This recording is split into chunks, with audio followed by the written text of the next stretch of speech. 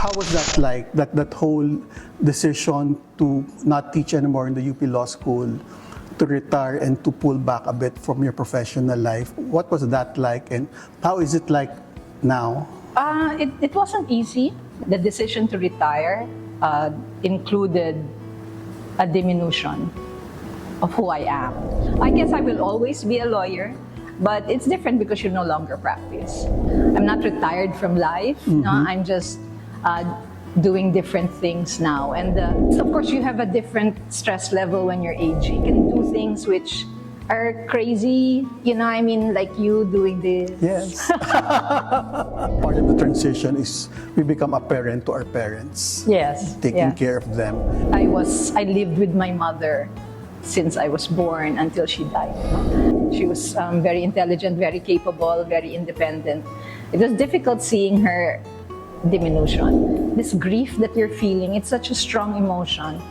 Something productive has to come from it, right? It can't be this. That's when I came up with this whole practice of productive grief. When we move through life, as we age, the two things that seem to anchor our own definition of who we are gets taken away by choice or by circumstance. Yes, absolutely. The only way I could honor the memory of my mother was if I did something useful, if I did something productive.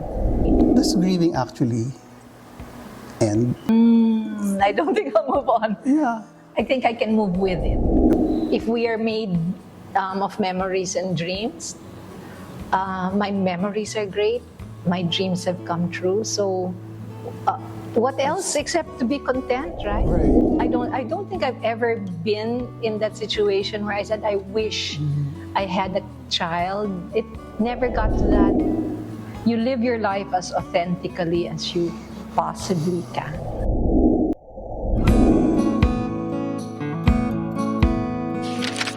This is Senior Moments with Louie Montalbo, diving into the mysteries of the latter years. We're actually on our 6th episode. This time, I've invited a very good friend of mine from way back, Miss Lani Gomez-Somera.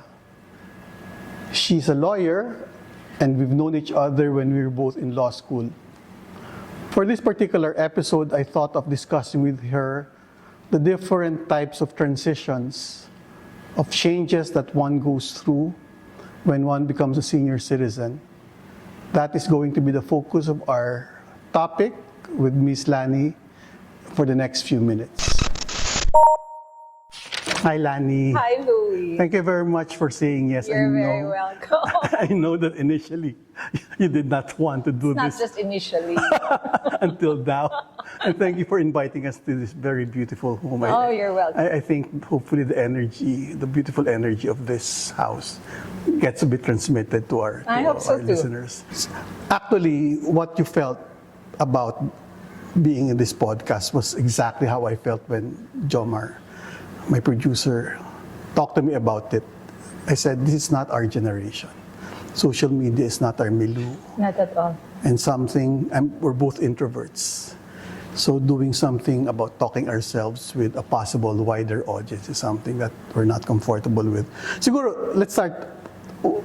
That was my baggage. With you, why did you actually not want to do this? You know me, I don't really put myself out there, except as a lawyer, as a professional. So there's always a facade, and that's how you deal with the world. So talking about this is, I guess, very different, no, from what I'm used to. So, Sige. Of course, I know it was my idea. Yes, it was. I know, but then here we go. Sige.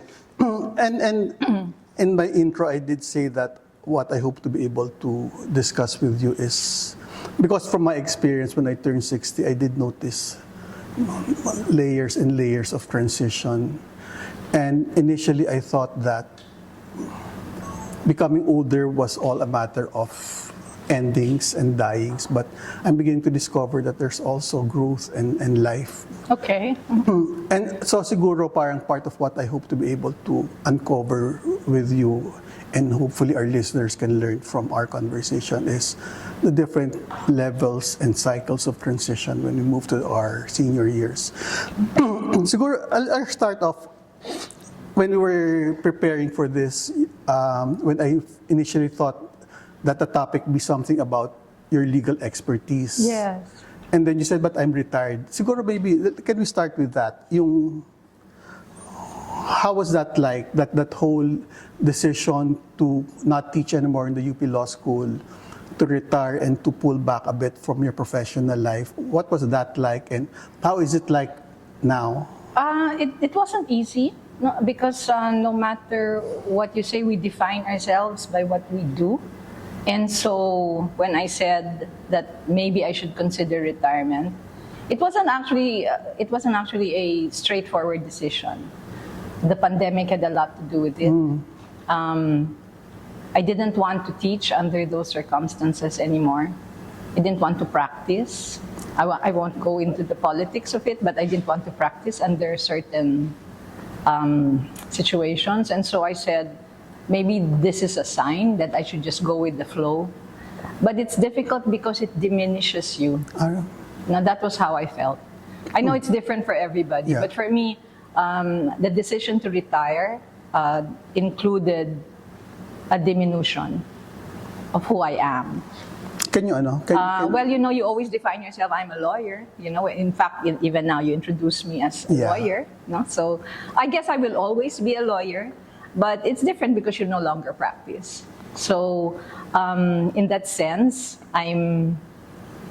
how do I introduce myself? Do I say that I'm a retiree? Yeah. I mean, it feels strange. No? The word feels strange.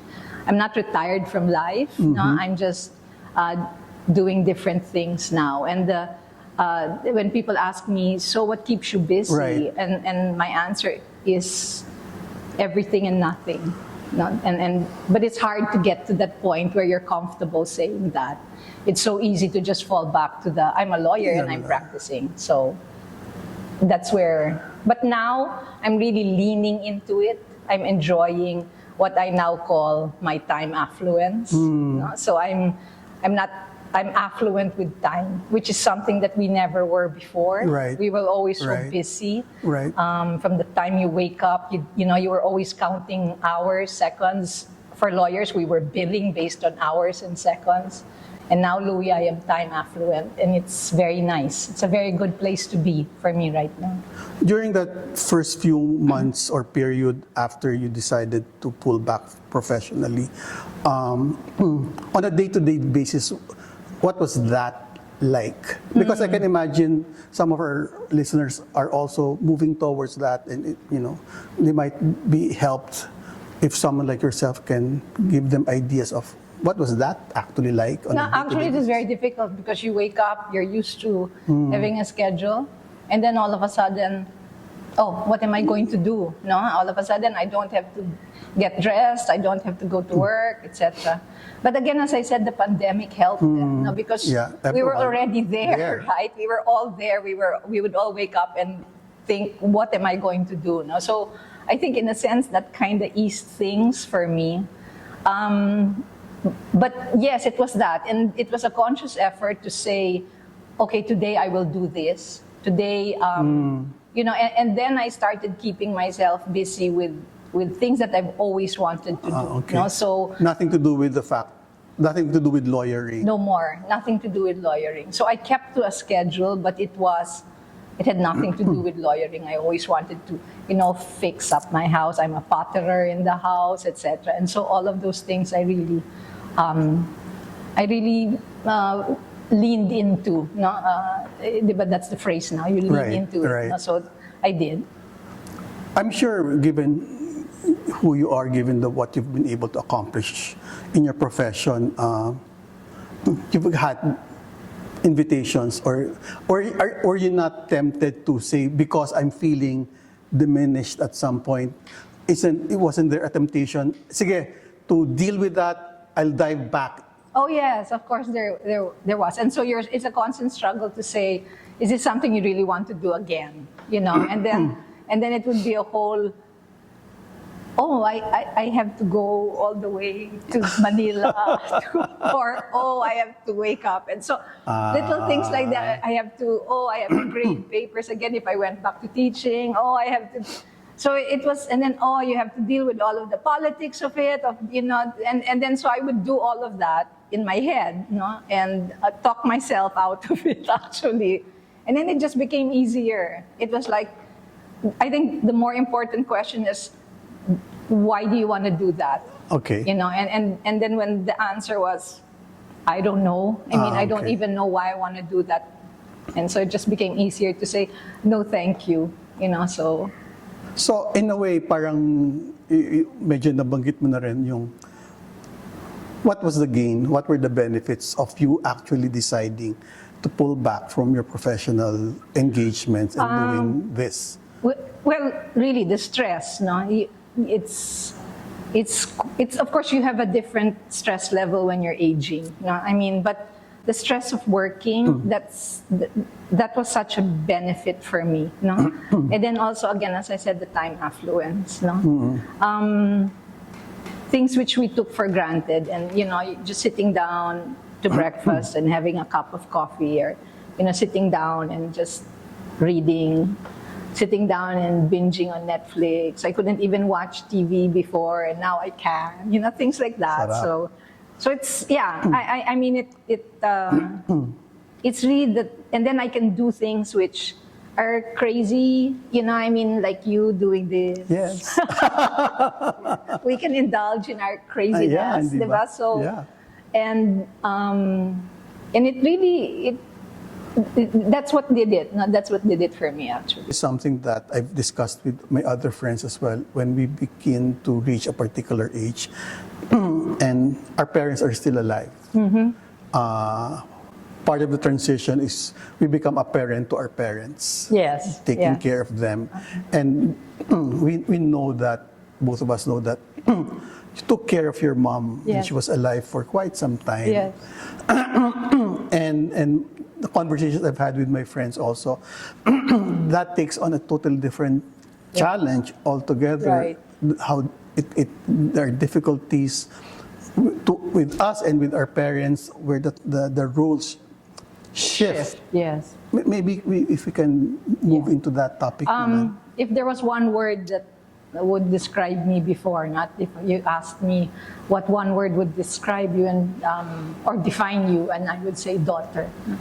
I always thought of myself as a daughter, and I know every woman is a daughter, no? But in my situation, it was quite different. I lived with my mother since I was born until she died. No? So, and then she lived with me. No? So every single day of my life, I have no memory of her not being there. Wow. No? I never went abroad to read, for an extended period of time. I didn't work abroad. I didn't study abroad. So I was always with my mother. And in fact, anyway, so it was, and she lived until almost 98. No? Wow. So, and she was lucid the whole time. So my relationship with her is quite different in that sense, because I was always daughter, even though in the later years really? I would also take care of her. So our relationship became almost really good friends. In fact, the best of friends. No? And it was difficult though to see her. She was a brilliant woman. She was very intelligent, very capable, very independent. It was difficult seeing her diminution, no? And that's a word that became very real to me, no? as I saw that. So that was the difficulty, no? And then you yourself, because you're already older, you yourself are going through, certain changes also. And since she lived for such a long time, I was also getting older, and therefore, you start facing difficulties as well in terms of aging, etc. So that was the difficult part. No? And still, you think to yourself, but this is the normal way, right? You do expect your mother, your parent, to go ahead of you, etc. And so you think that since it's been for such a long time that you're ready for it, you're prepared for it, you know that you're not hoping for immortality for them, right? You know that they're going to go at some point. And then when they do, it's like, oh my God, I'm a child again, I'm an orphan, I feel so, again, diminished, no? All of a sudden, it's like, what happened? And how could this be? Now, for someone who's so capable, I consider myself a capable person, I consider myself independent, and then you lose a person who should be, it's her time, right? It's her time. And then you lose her, and then all of a sudden, it's like, I lost I'm rudderless, I'm purposeless, I've lost my anchor, and you're not ready for it. I don't think, and I didn't feel I was ready for it after all. You, Louie. I don't know. When my dad died, our preparation was very, very short, a week. Yeah. We brought him to the hospital after 6-7 days he passed, and I think same with you. I remember when I was doing the eulogy during one of the week's masses, that's how I felt. Parang,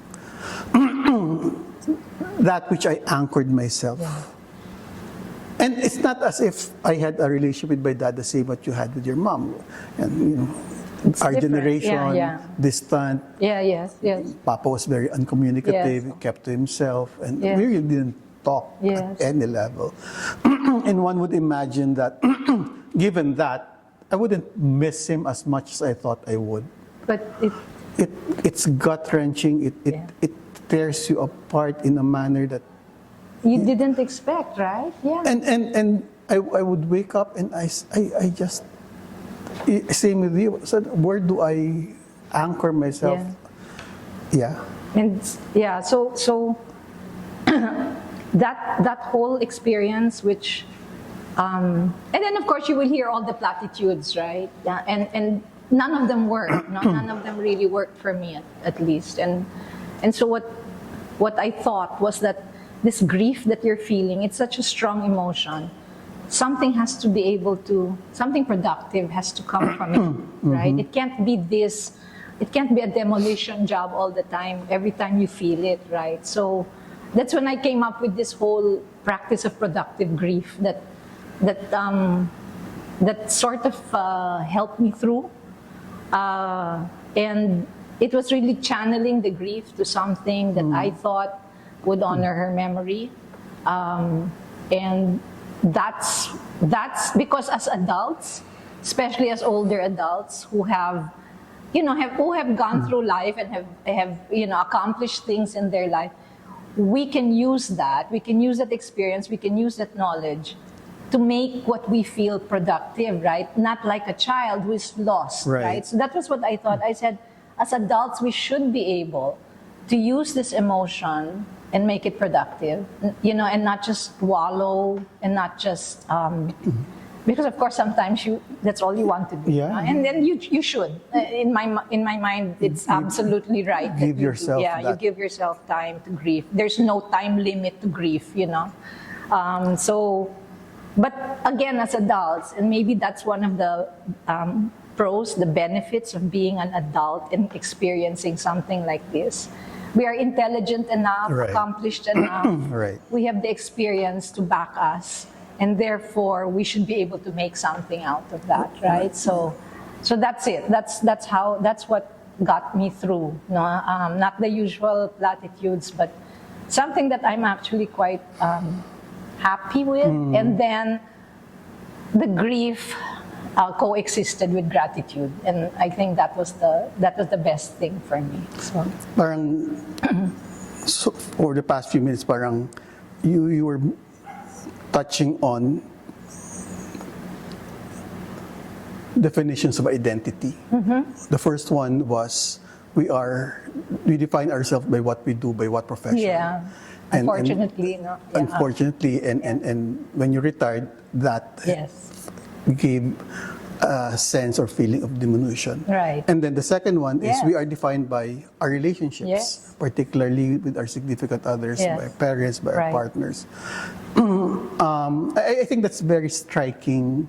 And when we move through life, as we age, the two things that seem to anchor our own definition of who we are gets taken away Yes. by choice or by Yes, circumstance. yes, absolutely. And so, parang, what's left? Yes, yes. You end up asking yourself that, and then you conclude, oh, I'm so diminished. Where are you? Ay, kinikilabutan ako in English. No, but where Right now, the thing. kasi yeah. for example, you were saying I've always been a daughter. So when your mom died, parang does that definition of who you are as a daughter, does that get taken away with her death? In the beginning, that's what I thought, and then I realized that no. Exactly that I can use it. I can continue to be a daughter, and I think that's still who I am now. I mean, and that's how I continue to define myself. That even though she physically is gone, her energy, her memory, it's always going to be there, right? So this week is her 7th death anniversary. So I didn't there are mean many to time- triggers. I Yeah, I didn't mean know. to time you But you know, there will always be these triggers, right? So, and of course, death anniversaries, birthdays, etc. They're all triggers, right? But every time that happens, can I just expand a little bit Sure, on that sure, yeah. practice of productive grief? Now, it's nothing grand, no, but I hit upon it because now my conclusion was, as an adult, I can't just be lost, right? Because I'm an adult, you should be able to do something. And so I did, and it's little things, no? Like I really went into the life of my mom. I looked at her stuff, and then realized that, and I think we will realize all our lives are extraordinary in a certain sense, right? So her life was extraordinary in a sense that I thought could resonate with other people as well. And so little things, I gathered her memorabilia from her school, and I decided to donate them. Wow. No, so I donated them, not thinking maybe whatever they want to do with it. Turns out that she was a pioneer student in her school. She helped in the process of it being founded. And these are things you didn't know. I mean, I didn't know it to that extent. I just knew where she went to school. You know what I mean? I knew her little stories about that. But it was only when I reached out to her school and started, hearing the stories from their side. And then, I mean, long story short, I gave her memorabilia because my mother is a pack rat. She had her diploma. I don't know how it survived World War II. I mean, I don't know how it survived all of the floodings and but she had her diploma from 1935. Wow. From her high school. And so I gave it to them. I gave the photos that she had. And for her death anniversary this year, we're actually going to go to the history room of that school where it's permanently displayed. So I mean, little things like that, which first when I reached out to them, it was like, what am I even doing, right? What am I doing? I mean, they're probably going to say that's junk, we don't need it. No. But in my mind, at that state that I was in, they could always just say no. Right? And it was more about you and right? what you were doing. So I said, why should that affect me? If they say no, it's still my mother's memories. But they didn't say no. They were so happy to get it. And so things like that. And then, so that's why I call it productive grief, because I was impelled, I was compelled to do it by grief. And then it turns out to be this wonderful experiences that, So how long did that take? I've been doing it for No, since the death of your mom. So when my mother died, what pushed me to it was, just the usual things.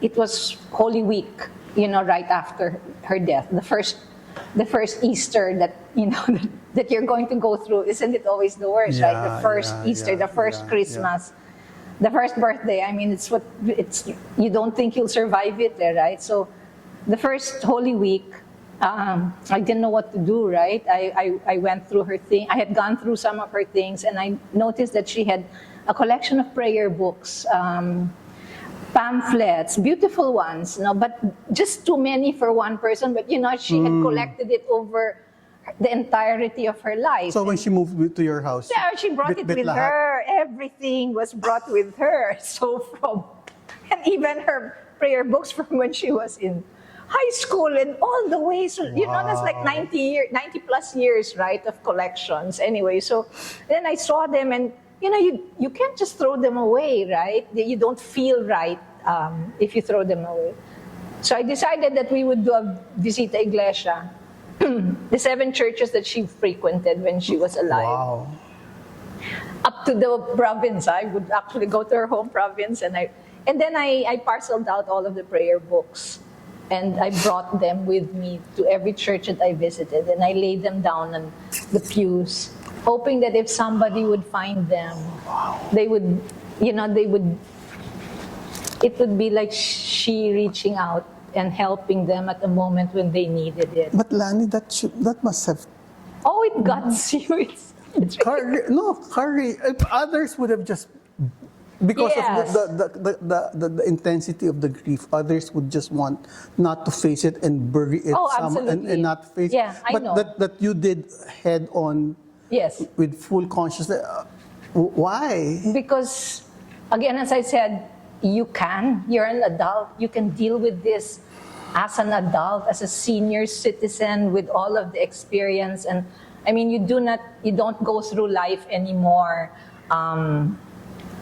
thinking that, it's just about you. I mean, so I think that was it. The only way I could honor the memory of my mother was if I did something useful, if I did something productive.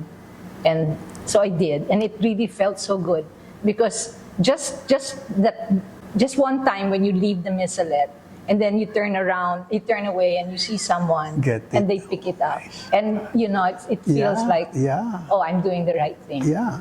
And then her collection of rosaries is the same thing that I did. So I didn't realize Santo Domingo has a whole area there where you can leave rosaries, so that those who don't have rosaries really? can, yes. So I found out all of these little things, Louie, which were productive. So in a way, you were actually able to, her legacy of her life. Yeah, so you think, you want to think that way, but yeah. No, how cannot? Without them being necessarily aware of. Yes, they don't know. It's anonymous. No, they don't know who she is. But still, it's not important. Sending out that energy. Yes, that's really more that. So that's why I call it productive grief. It's not, as you said, so many people would just throw it away, leave it, store it. I didn't want to do that. So those were my little projects. There's so many of them, little ones, big ones. You helped me with one, the Philippine business for social. The watershed project. That one, when you linked me to those people, and I asked them if they could help me, and they did, so they were very helpful. So we have a little grove there of trees for things like little things, and that's for me. That's the pro of being an adult. Being a senior. Right. Transitioning, going through grief, and it is devastating, but you can make something of it because of who we are already. Does grieving actually end? No, I don't. I don't think it does. I know it's different for everybody. But no. Yeah, some people would tell me, you'll move on. On? And then I said, I don't think I'll move on. Yeah. I think I can move with it. Right. That was what I would say. And when I talk to people, I said, I don't think it's moving on from it. If you can move on from it, good for you. Mm-hmm. I mean, but me, I just have to move with it. It's with me all the time. Sige, Lani, I just wanted to probe a bit more yung sabi mo kanina about not moving on but moving with. Yes. Parang, parang, kasi with my dad, when my dad passed, parang, I know maybe because of our relationship with one another, the intensity of the grief did have but at a certain point, I still do miss him. But it wasn't, the pain eventually dissipated. So, hindi ko alam if that's moving. But I'm curious about when you said about moving with the grief because it never really ends. Parang, what does that actually? I remember. I think you had also asked something about, do you still want to tell them things? Yeah. Do you still want to go back and say? And I said, absolutely right. There are times when it's the first thing that you want to do. You want to run home, tell them, that this happened to you, and then you can't. No, you can't.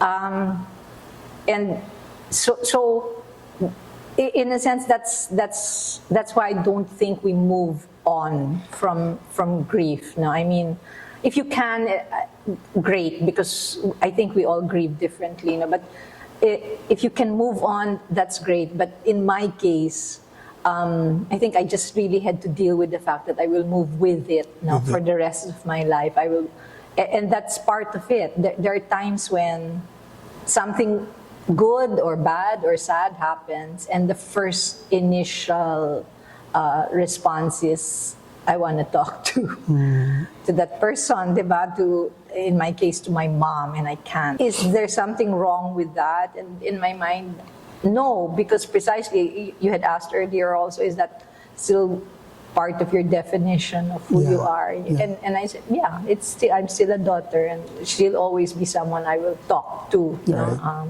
I just hope that it will not be allowed, because people will then start thinking we're more than just seniors. So, Sige, practical tips or advice to our listeners who might be going through or have gone through the kind of grief that you've had with the passing of your mom, and anything that, I don't know. I think you need to talk to the people in your life, the important people in your life about it. And if they are truly important, they will understand. Truth be told, Louie, I think I must have lost a couple of friends after my mom died. Only because I felt that they didn't... I lost as in? Yeah, as in the relationship changed. And that's part of becoming, getting older. True. Our relationships change, right? And we shed. Yes, and we shed. Exactly, shed. That's the perfect word. We will shed relationships as we move. And sometimes, akala ko ako lang yun. no, sometimes traumatic experiences like this will define that. Yeah. And in my mind, something that important to me. So happy we're still friends. I know we are. and diba, something as important as that, and they don't relate to you. You're correct. The way you expected or needed it at that point. Correct. And that they were not there. Yeah, they were. And then you realize that, well, maybe, I mean, again, the way I want to look at it is, I am grateful for the relationship that I had with them when it was there. But then we drift and we shed, and so so that's why it's important to talk to people who are important in your life. And you really need to talk to the people who are close to you. Because that's another thing, Louie, as we're getting older. We will shed, but at the same time, my joke is, okay, that's another one person who loved me who's gone now. I mean, the people who love you, they will be leaving this life, diba? So you really need to hold close. Hold close the people who are still important. You're correct. You're correct. That's that. You're correct in that. Yeah, diba? So, The third transition, if you're okay, is, as I was saying, is, and I think part of the process as we move through our senior years is, as we were saying a while ago, in our relationship with people who are very important to us. Or not, it's not static. No. It's not. I think it's foolhardy. It's crazy to think that the way we relate with them when you were much younger is the same way that we relate to them now. Yeah. And is it okay because you don't have kids? Yeah. How much of that factors into it? So if you were going to ask me how I feel about my life right now, I will actually be able to say 100% I am so content. Okay, I have no, when we're young, we have so many dreams, right? Diba? When we're growing old, These no? things should be happen. Diba? Well, these are the things that we want. And I can actually say that at this stage in my life, all my dreams have come true. And I know it's not usual for many people, Yeah. but for me, it really has. And I am child free. No, I'm child free, and that's not usual. No, because most people have children, and it's I guess it's a wonderful thing too, but I don't know that experience. Right. No, I don't know that experience. Just as somebody who has a child doesn't know my experience, Yeah, right? right. But I can actually say, if we are made of memories and dreams, my memories are great. My dreams have come true. So, what else except to be content, right? Right, Diba? right. Not to ask for anything right. more. And so yeah, Right. that's where I am right now. And having children, sometimes we actually I don't think I've ever been in that situation where I said I wish I had a child. It never got to that, or my life would have been so much happier if I had a child. It never was. Kawawa yung anak ko. I'm only joking. What I'm getting, and I think part of sometimes whether it's the reality or the impression that older people masungit, bitter, Yeah. yung ganon na. Yeah.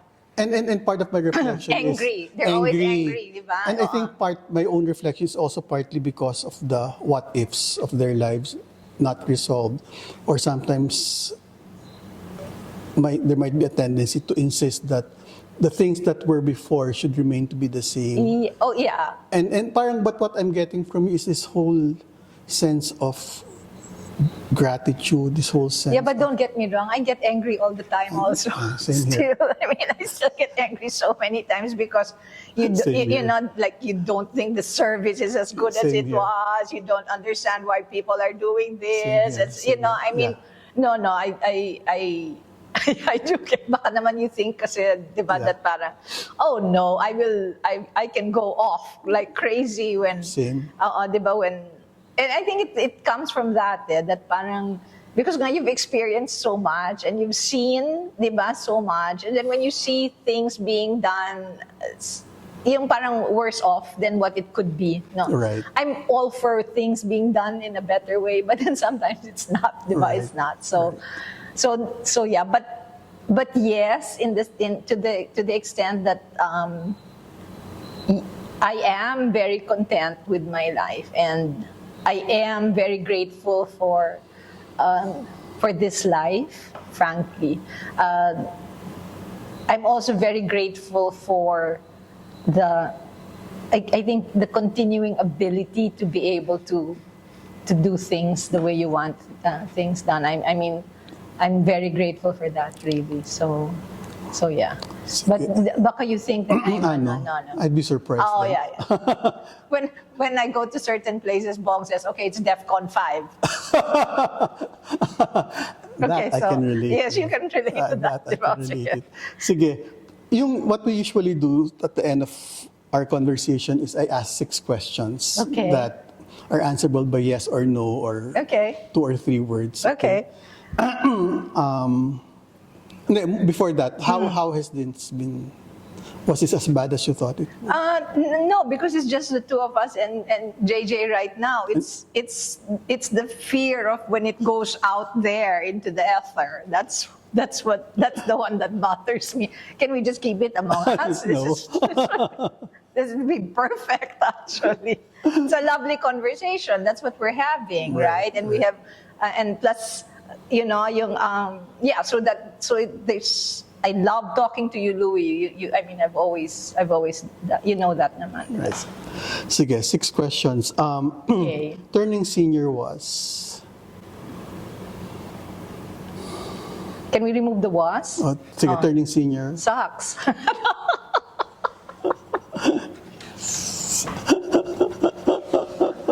Okay, turning senior sucks. It's not moving further. No, I have to explain. I love the ability to be able to see things in such a broad, but I mean, let's also admit that it hurts in terms of your body, your health, etc. And I know you'll talk about that with other people, diba? But that's the one that's the part that. So. What I still want to do? Observe life. Biggest regret? None. None. What legacy I want to leave behind? Legacy? I don't even think anymore in terms of legacy. I have a book, a textbook. That's good enough. Oh yeah, which is being used in the law school. Yeah, it's being used in law school. Credit transactions, in case your audience wants to know. Grief and loss, ...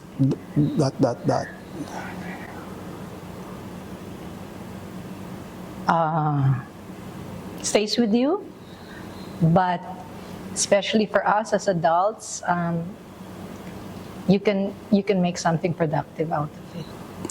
I see my future as... You can edit this out anyway.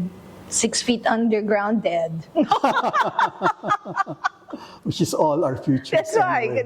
I'm pretty much there already. No. I see my future as... Really, I don't think in terms of futures anymore. If you have a message to the younger generation watching us right now, what would that be?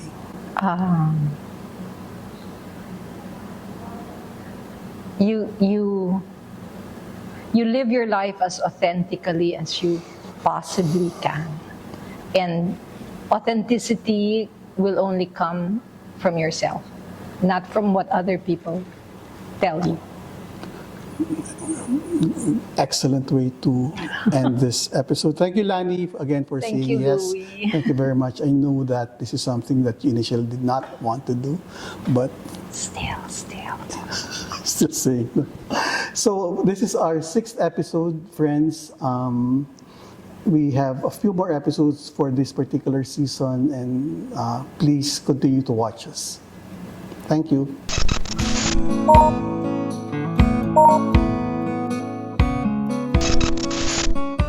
For our next episode on Senior Moments with Louie Montalbo. I would never imagine, again, doing this mountain climbing at my age. This is beyond my comfort zone. When I turned 60, I saw a sign that said, almost there. That was such a lie. Because when I saw that, it almost took us more than an hour to reach the peak. I'm beginning to better understand that moving out of my comfort zone, entering into areas that I'm not comfortable with, is something that I must continue doing even as I grow older.